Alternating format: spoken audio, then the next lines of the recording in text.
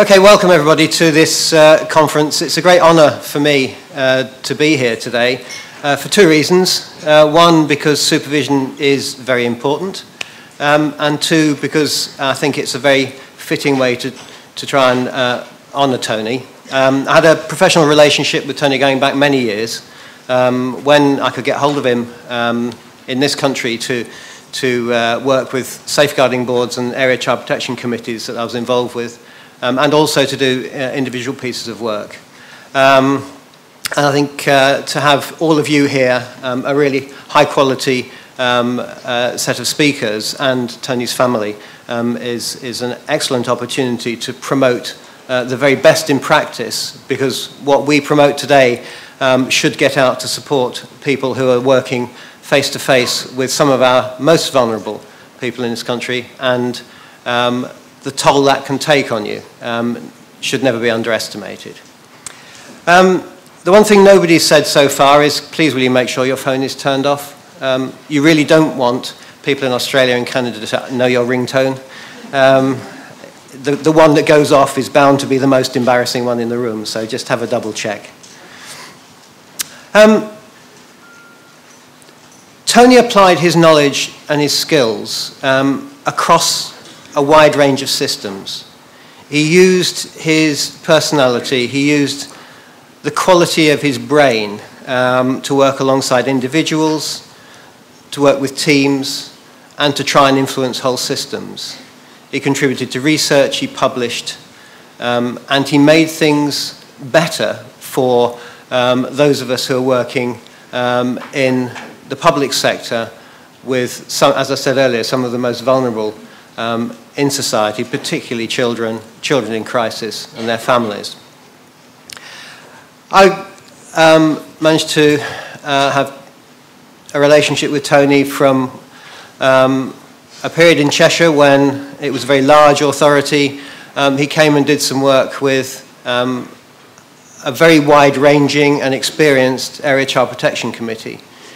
He enabled us to focus much more clearly on what it was we were supposed to be doing, on the issues around multidisciplinary working, the issues around priorities, and how important it was to concentrate on the relationships with each other to make those big systems work.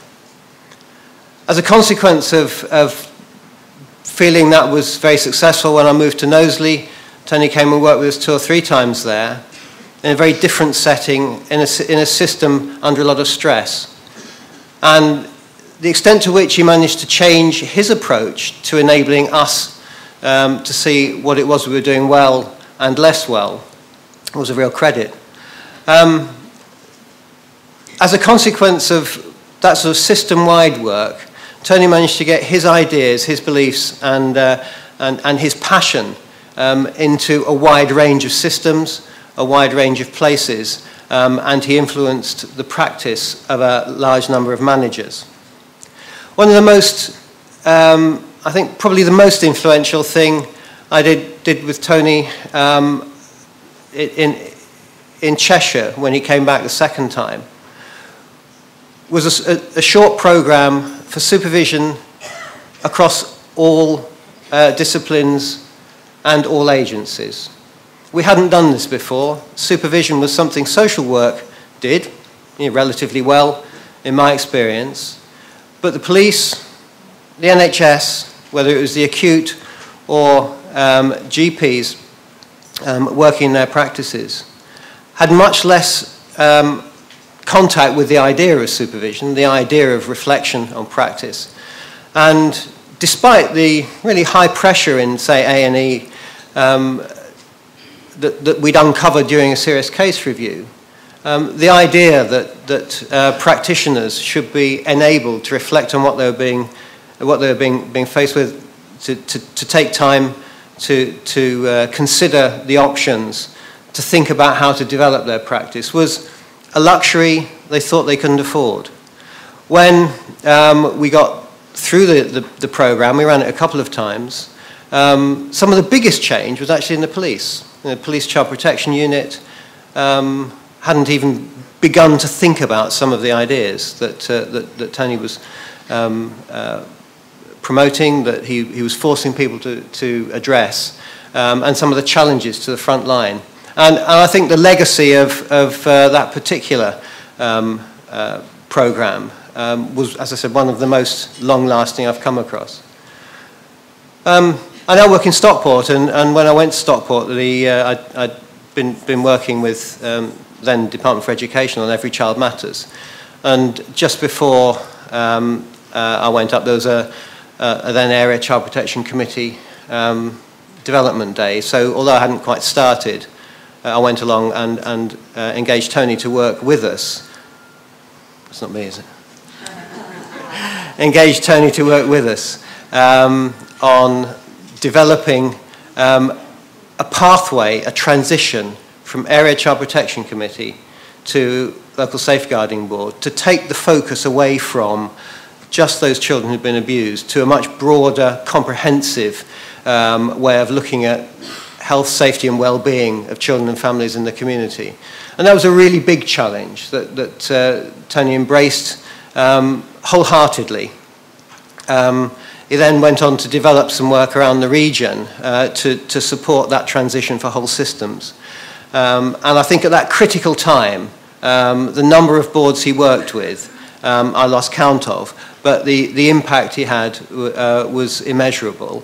And the legacy we have today is that safeguarding boards did make the switch. It was effective.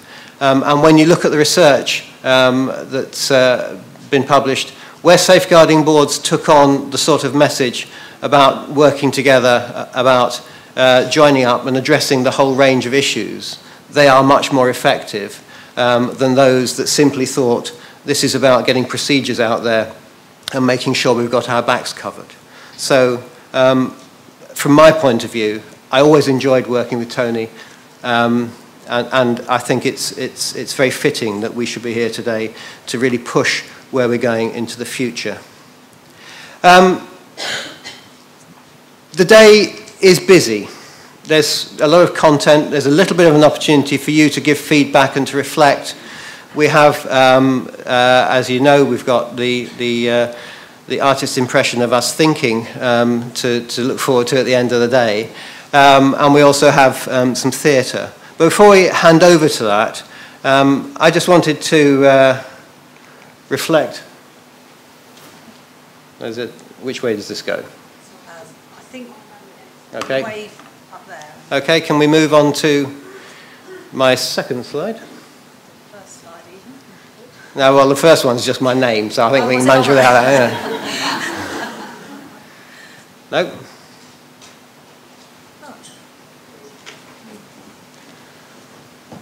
So this is what happens when you try and introduce culture.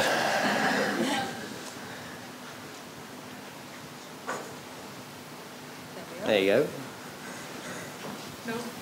Yes. Okay, culture. When I saw that we had an input from the theatre company, I was reminded of a discussion we had about the poem, T.S. Eliot's poem, The Wasteland.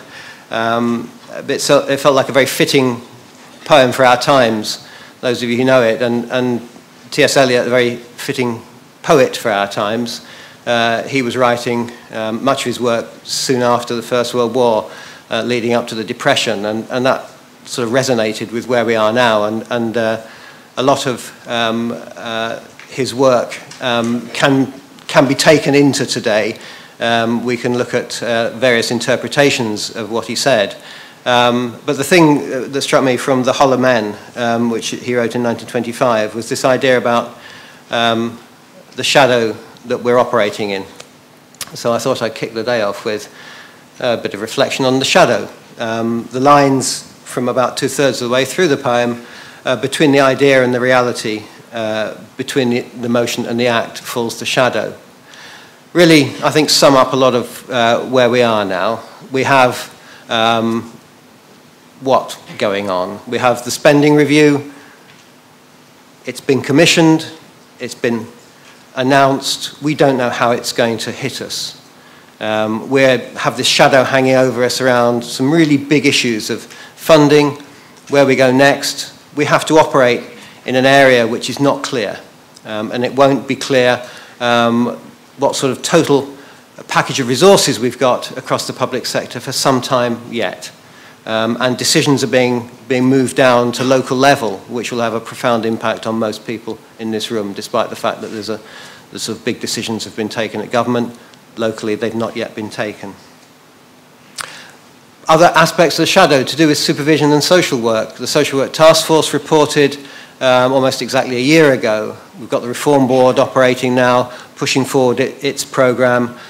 Here in the UK, particularly in England and Wales, how far are we going to get implementing the recommendations of the task force? We don't know. As I say, the shadow's hanging over us. And we have to work in our systems, in the ecology of public service, in the ecology of our workplaces. We have to make things up as we go along. And we need the tools, all the tools we can possibly muster when we're operating with a lack of clarity. And I think one of the things Tony was so clear about was we needed tools to operate in all settings at all times. His work reflects well on all disciplines, not just social work, as I said. And I think where we get into organic change, the principles that underpin good supervision become the principles that underpin good practice. So before I hand over to the Geese Theatre Company, I'd just like to say one thing about the disagreements I had with Tony. We generally agreed on outcomes. We generally agreed pretty much on where we wanted to go and the values that should underpin things. Where we tended not to agree was one of us was sort of obsessive about doing the right thing. One of us was obsessive about doing the affordable thing. I'll let you work out which was which. But we never fell out over it. So now I'd like to hand over to Geese Theatre Company.